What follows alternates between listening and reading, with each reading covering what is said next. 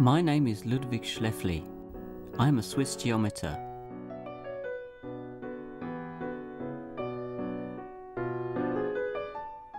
I lived during the 19th century, and I'm going to open the door to the fourth dimension for you. Even if I say so myself, I was a visionary.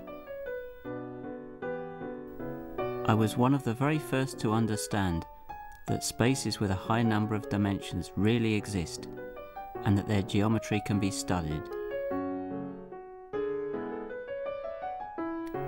If flat creatures living in a plane can understand three-dimensional polyhedra, then why shouldn't we understand polyhedra in dimension 4?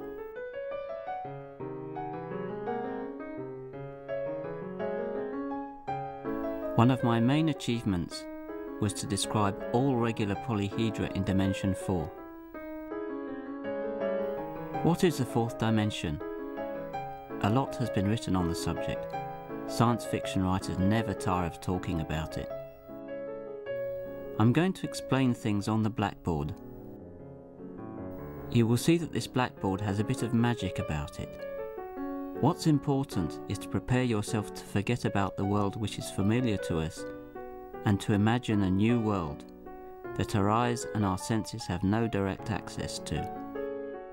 We'll have to be smart, just like the lizards were before. I'm going to climb on the top of a viewpoint that unfortunately you cannot see, and I'll try to describe what I see from there. But before we begin, I'll draw a straight line on the board. Let me just mark the origin here. Each point on this line can be located by its distance from the origin, with a minus sign if it is on the left, and a plus sign if it is on the right. Usually the number is denoted by x and is called the abscissa. Since the position of a point on a line can be described by a single number, we say that the line has dimension 1. Now, I draw a second axis perpendicular to the first one. Each point in the blackboard plane is now completely described by two numbers, usually denoted x and y, the abscissa and the ordinate. The plane has dimension 2. If you had to explain to some being living on a line what it is to be a point in the plane that is unknown to him, you could simply say, a point in the plane is just a pair of numbers. Let's go to the third dimension. The chalk now writes in the air and draws a third axis perpendicular to the two previous ones. A point in space is described by three numbers, x, y, and z. One could say to the reptiles that are curious to know about our world, a point in space is just three numbers. Let's go to the fourth dimension. One could try and draw a fourth axis, perpendicular to the others, but that's impossible. So we have to do something else instead. Of course, we might just say that a point in the fourth dimension is nothing other than four numbers, x, y, z, t. That doesn't help us a lot. In spite of the difficulties, we are going to try and get a feeling for this geometry.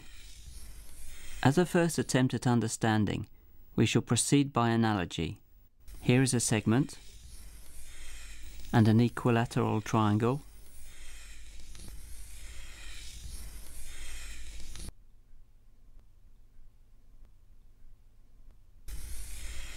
And finally, a regular tetrahedron.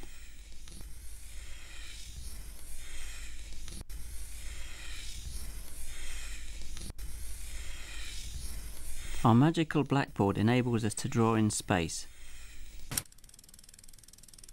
How can we keep this up in 4 dimensions? Observe that the segment, the triangle and the tetrahedron have 2, 3 and 4 vertices respectively. Therefore, we can try to continue with 5 vertices. Let's go then. For the segment, the triangle or the tetrahedron, an edge connects each pair of vertices. So we have to connect the 5 vertices in pairs. We count 1 edge, 2, 3, 4, 5, 6, 7, 8, 9, and 10 edges.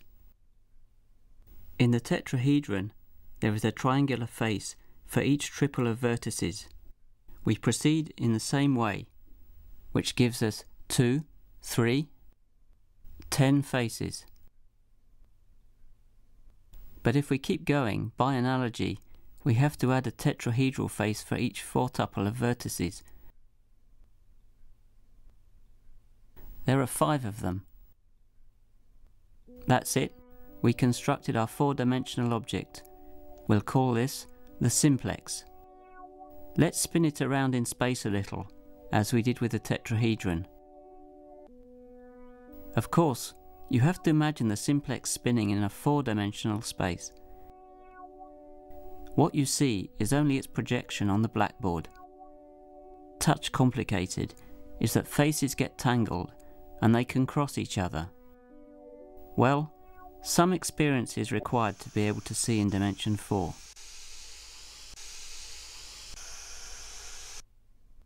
We're going to take the simplex, which is in 4-dimensional space, and move it gradually so that different cross-sections of it meet our 3-dimensional space. In the same way that reptiles could see a polygon appearing and disappearing, we will see a 3-dimensional polyhedron which appears, changes shape, and then vanishes.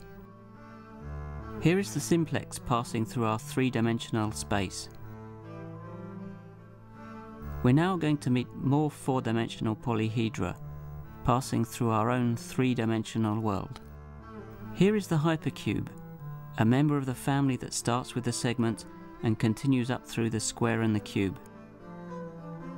It has to be said that getting a feeling for the geometry from the slice method like this is rather tricky.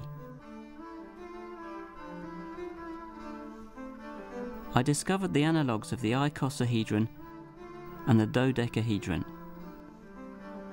They have complicated names, but I'll just call them 120 cell and 600 cell, since the former has 120 faces and the latter 600. Look at the 120 cell. It's just passing through our space.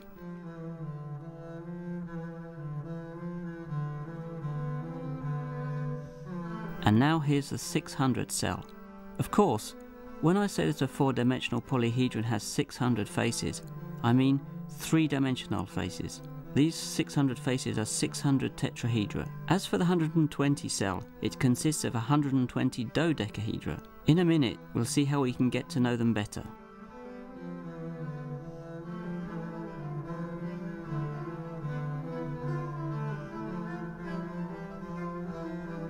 To observe these 4-dimensional objects with our 3-dimensional eyes, we can look at their shadows. The objects are still in 4 space, but they are projected on our 3 space, exactly like a painter might project a landscape onto his canvas. We've already done just this with the simplex.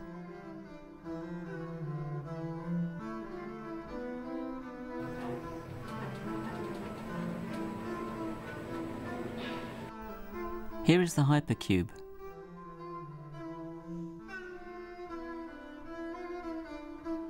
Of course, it's spinning in space so that we can appreciate all the details. Notice, for instance, that the hypercube has 16 vertices.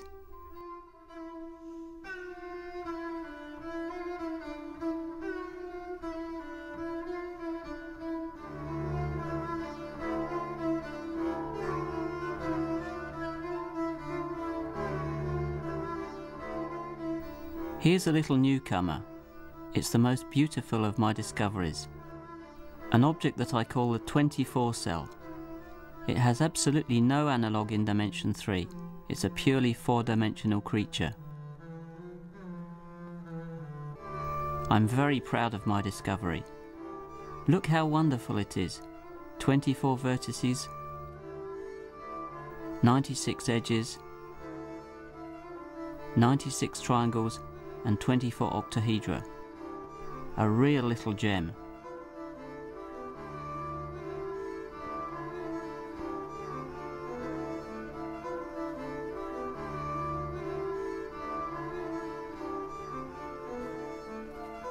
Here is the shadow of the 120 cell in all its majesty. A rather complicated majesty, you have to agree.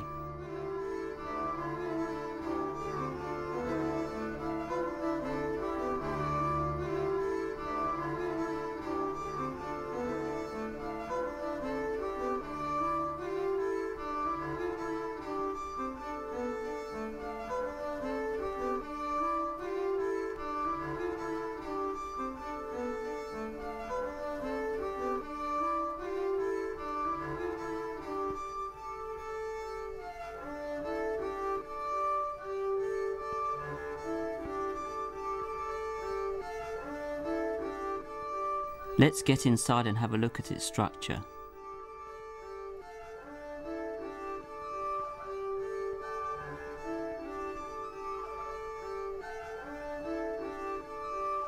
Look.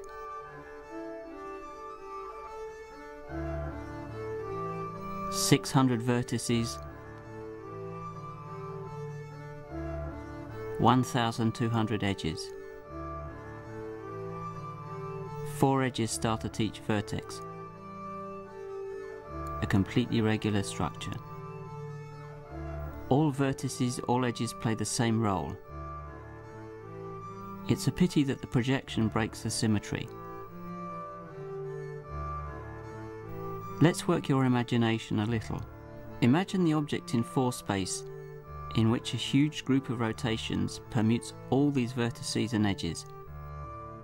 The champion is the 600 cell, like a gigantic macromolecule with its 720 edges and 120 vertices, and 12 edges starting from each vertex.